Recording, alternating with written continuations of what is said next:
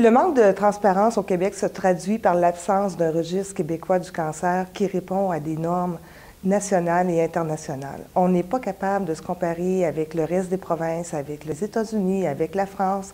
Quant à l'incidence du cancer au Québec, dans un registre, on doit retrouver le type de tumeur, le stade auquel il est diagnostiqué, le type de chirurgie, le type de traitement, la région géographique où le cancer a été détecté, est-ce que c'est un homme, une femme, etc., pour être capable aussi d'avoir des statistiques, de voir si les protocoles qu'on met pour les traitements sont efficaces ou est-ce que pour le même type de cancer, il y a un autre protocole qui se fait ailleurs avec un autre médicament.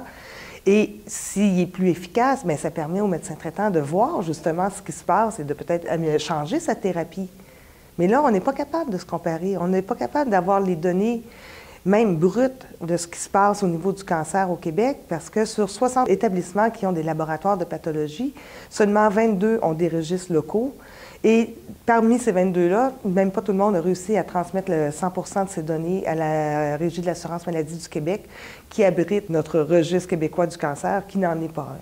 Et ça, c'est un peu de l'incurie, parce qu'en 2005, le Center Disease Control d'Atlanta est venu ici à Montréal, a rencontré un médecin de la Direction de la santé publique.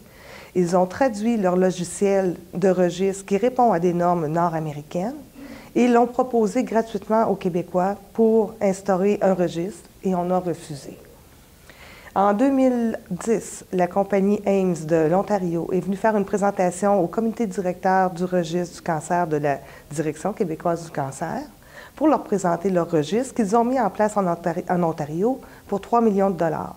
Ils ont dit, on n'a pas de problème, on peut vous vendre le logiciel et nous allons le traduire en français. Et vous allez être capable de le mettre en application immédiatement. Tout le monde a dit, ah, wow, c'est merveilleux, c'est fun, votre registre, comment ça fonctionne. Mais on ne le prendra pas, on va s'en faire un.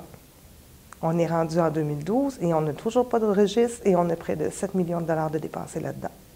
Et les personnes qui ont réussi à ne pas réussir à faire un registre sont toujours en poste et ne sont pas imputables de rien.